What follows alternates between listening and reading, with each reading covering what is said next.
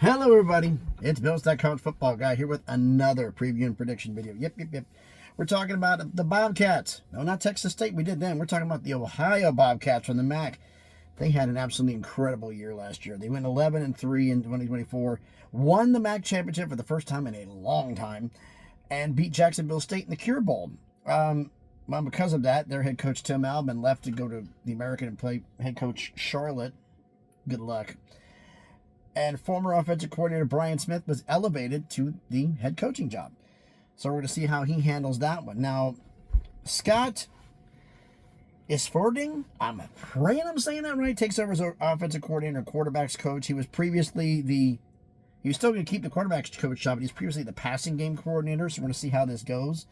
Last season with Brian Smith, the head coach, calling plays, Ohio was 50th in total offense. I don't know if Coach Smith's calling plays or it would be Coach Scott here or whatever, but we'll see about that. Now, the big difference going to be here is it's going to be the anchor point here is the defense. John Hauser is back at defensive coordinator and safeties coach. He'll be out for his second year on there. Last year, Ohio was 9th in total defense in FBS. The coordinator is back, and there are some playmakers here on this team. All right, so first we get into this. Should we get into this roster here? All right, we're talking about offense, talking about Parker Navarro. He's back at starting quarterback. 195 for 295, 2,423 yards, 13 touchdowns, 11 picks. I'd like to see those interceptions a little bit lower. Now, the backup quarterback, I got to say Nick Polis, the redshirt senior. He was 22 of 49, 271 yards, 2 touchdowns, and a pick. He's probably that one. And if I had to pick third for backup quarterback, and I think Jacob Winters, the redshirt sophomore, could push for the second string job or the backup job, but he's most likely going to be third string. Now, starting running back is a problem for me. No candidate for the starting running back job had at least 100 yards rushing in FBS last season.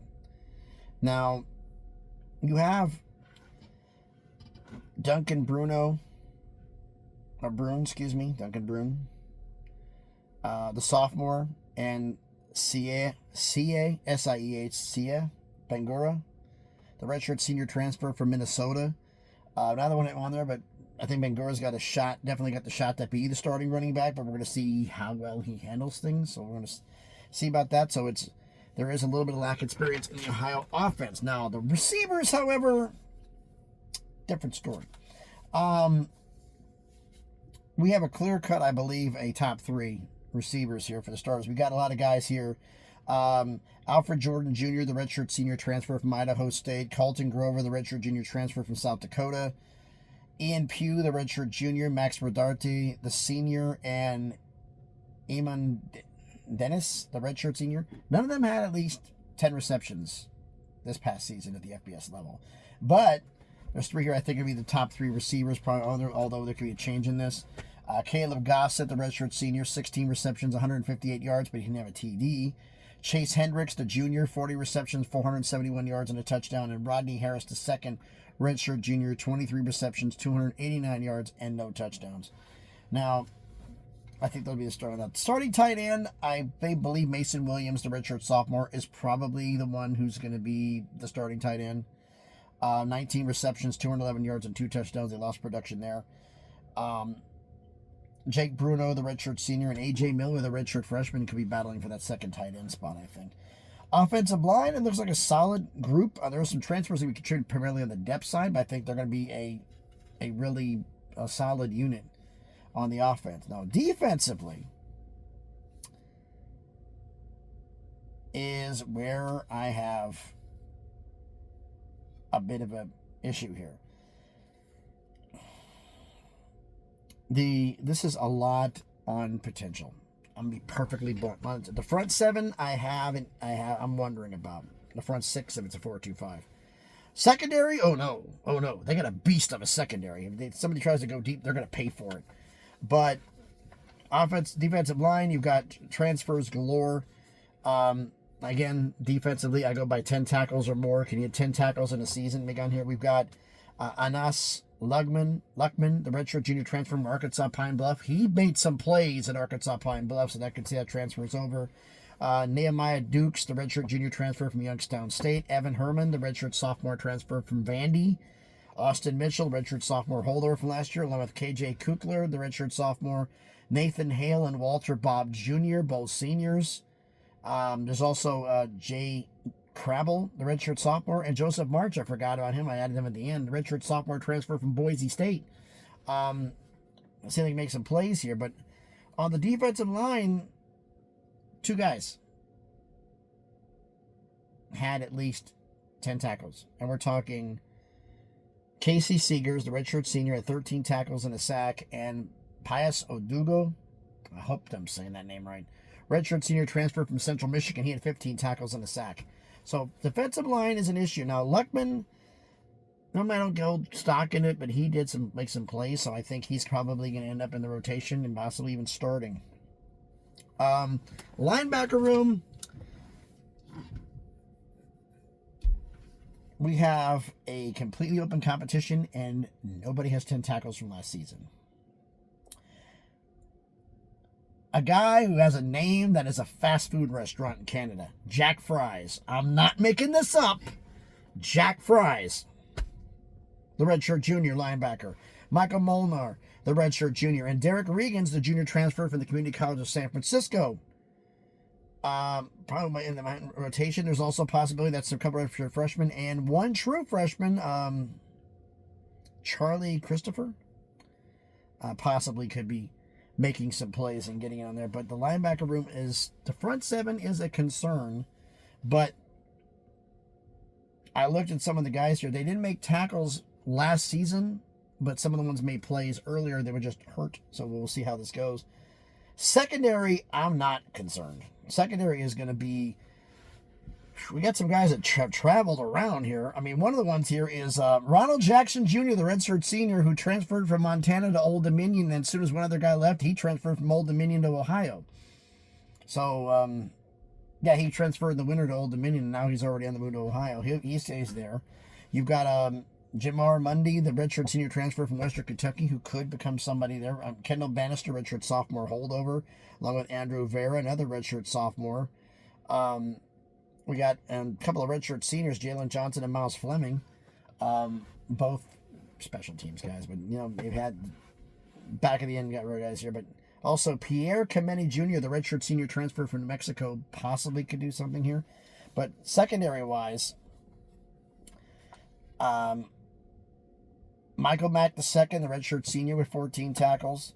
You've got, let me get these here. Ricky Hyatt Jr., the redshirt senior transfer from South Alabama with 29 tackles. You got Adonis Williams Jr., the senior, 33 tackles and 3 pass deflections.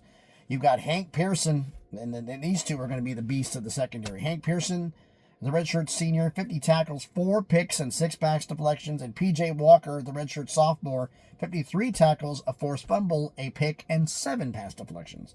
So defensively, I think it's fair to say that the secondary is going to be the strength of this defense. The whole reason on the scheduling here is when you play and how you play, and who you have. And with a young team like this and all the ones I've said from other teams and I've done videos on, you're going to struggle early in the year with players that don't have experience. But once you get about halfway, 4 games to halfway through the season, everybody's going to be on ready to go. And it's okay. Let's go. With inexperienced players, they may have but they're going to have some playing time. They're going to have some things going on, and they will catch up with us. So keeping that in mind. But also keeping in mind Ohio football. Who in the athletic department did you piss off? Because you have perhaps the toughest 3-game opening stretch of anybody, non-con, in FBS. This is brutal. Start off the season on the road, heading to Piscataway, New Jersey to play Rutgers. Season over for both schools.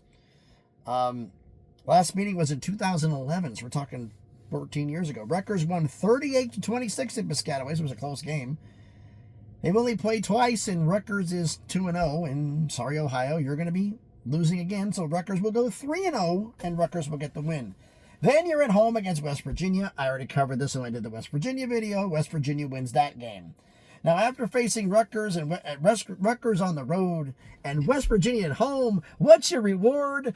Traveling to Columbus to play Ohio State. Who booked this? Rutgers, West Virginia, Ohio State for a G5. Back to back to back. Who booked this? What the hell? Okay, Ohio State plays Grambling the week before. So they had a tune-up for the tune-up. Last meeting was in 2010. It's been a while, 15 years. Ohio State won 43-7 at Columbus. Gee, that's a shocker. Should have been more. Ohio State is 3-0 all-time versus Ohio, and guess what? Oh, here's a stunning revelation. Ohio State's going 4-0. Ohio State's winning. So now you start the season 0-3. Now, after getting your teeth kicked in for 3 consecutive weeks, who do you play next? Gardner-Webb.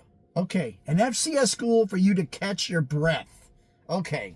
After that, for a G5, I have no problem with you. After that 3-game start, I got no problem with you playing FCS schools because that's brutal. Gardner-Webb, they're playing the Citadel at home the week before. Last meeting was in 2016, 9 years ago. Ohio won 37-21 in Athens, Ohio, at home. Well, you get your first win of the year. You're beating Gardner-Webb. Now you have the following week. You start conference play at home against Bowling Green.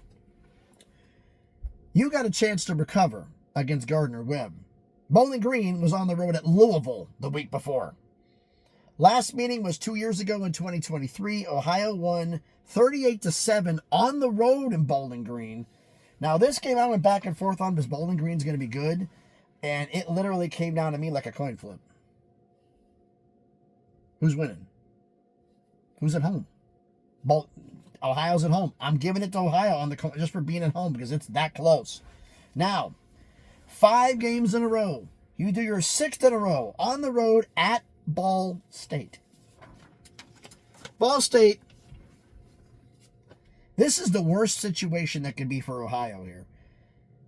Ohio played Bowling Green the week before. Ball State had a bye the week before. Your last meeting was last season. Ohio won 42-21 at home. You played 6 consecutive games. They had a bye week.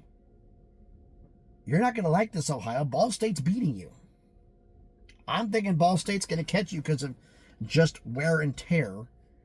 And you're going to lose to Ball State. But then you get a bye. Finally, you get a bye. Half the season done, you get a bye. And then you go at home against Northern Illinois. I already covered this game on the Northern Illinois video. You win this game. And you go on the road next at Eastern Michigan. Eastern Michigan's playing at Miami of Ohio the week before. Last meeting was last year. And Ohio won at home 35-10. Eastern Michigan is going to have a rough year this year. And even though they're at home, it's going to be a problem. So on the road at Eastern Michigan, I'm going to give them the win. I'm going to give Ohio the win on the road at Eastern Michigan. So going in your second bye, you're 4-4. And now, Maction begins. 3 straight Tuesday games.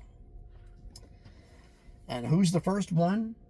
At home against Miami of Ohio, the team you played twice last year, including in the conference championship game. And both schools, surprisingly, not surprised because you're going into the midweek games, both have a bye the week before. Last meeting was the MAC championship game where Ohio won 38-3 in Ford Field in Detroit. As I said with Miami, Ohio, they're going to have some talent. They're going to be making some plays. But I looked at this, and the fact that by this point in the season, we're talking week 1, 2, 3, 4, 5, 6, 7, 8, 9. Week 10? Or week 11, week 10 probably, going in here. Actually, week 11. Week 11 going into the season. You know what your offense is. You're going to know what you're going to be doing. Your running backs should be established and everything else. So this is the newness factor of a team is over. You'll know what you are and what you have, and you can game plan. So I look at this here, and I'm looking on there, and it's Miami of Ohio. They have issues too. Depth in certain positions on their roster, and I brought this up before. So this came down to a coin flip as well. Who's winning this? This is going to be a close damn game. Because Miami, Ohio has a lot of losses, and they have transfers coming in with lack of playing experience. So who's going to win this game? Well, it's coin flip to me. Who's at home? Ohio's at home, so they're going to get the win. Then they go on the road the following week at Western Michigan. Western Michigan plays a rivalry game, the Battle of the Victory Cannon. They're going to play Central Michigan the week before. So that's going to be an emotional game for them. Last meeting was in 2023. Ohio won 20-17 at home in Athens. This is going to be a dogfight, and I really went back and forth on this one because Western Michigan can be good, but the problem is I don't like some of the depth issues with them. I feel more comfortable with Ohio's roster. So saying that, I'm going to have them beating Western Michigan. Then they go at home, the final action week, at home against UMass. UMass plays Northern Illinois the week before. Last meeting was in 2018, and in this shootout, Ohio won 58-42 in Athens at home. So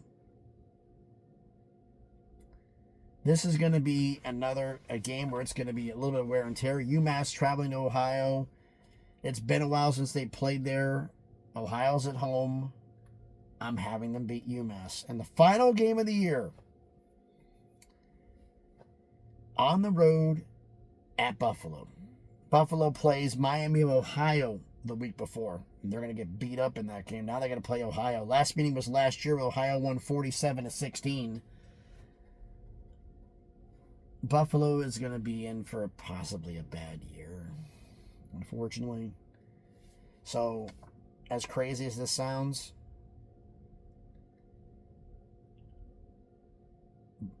Ohio is beating Buffalo on the road. You're going to win your final 6 straight games to finish 8-4, 7-1 in the MAC, and most likely going back to the MAC championship game. Now, I'm going to say, man, you're crazy thinking that way. When you look at who they're playing and when they're playing them, you'll understand. But I know I'm going to get some hatred about this video, so time for y'all to rip me up in the comments. So thanks everybody for watching the video. If you haven't done already, do me the favor, smash the like button, hit the thumbs up. It helps with the algorithm, helps the video be seen by more people. Lets YouTube know, hey, people watch this. We need to promote it more. Comment on the video. I'm going to run through the schedule one more time without all the extras. Ready? The Razor Blade Factory that Ohio goes through starts off the season with at Rutgers, home against West Virginia, and at Ohio State. Take a breath. Home against Gardner-Webb, home against Bowling Green, at Ball State. Then they get a bye. Home against Northern Illinois, at Eastern Michigan. Then they get their second bye. Starting the 3 Tuesday games. Home against Miami of Ohio, at Western Michigan, home against UMass. Then they finally go back to Saturday games the last week on the road at Buffalo. So, let me know what you think about all this down in the comments. Share the video if you want to, and if you haven't done already, check out some of the other scheduled videos that I've done.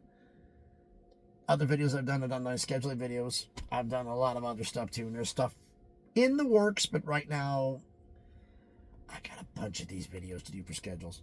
So, schedule previews and schedule predictions. So, if you like them, hey, subscribe to the channel. I really would appreciate it if you did. On the road to 1K, trying to make some magic happen. If you want to follow me in the craziness that is X, the link will be in the description. So, again, thanks everybody for watching. Hoping everybody's having a great day. No video on Sunday. I said this in the previous video. No video on Sunday. We're going to take a little break there, but we'll be back at it with more prediction videos on Monday. Unless something breaks with the Mountain West. Also, the kind of reason why there'll be no video on Sunday, because if something happens on Sunday, which would be June 1st, the last day. If not June 2nd, maybe we'll see what happens, how that's going to go. Oh boy. But anyway, thanks everybody for watching. Everybody's having a great day. Be safe out there, and please be good to each other.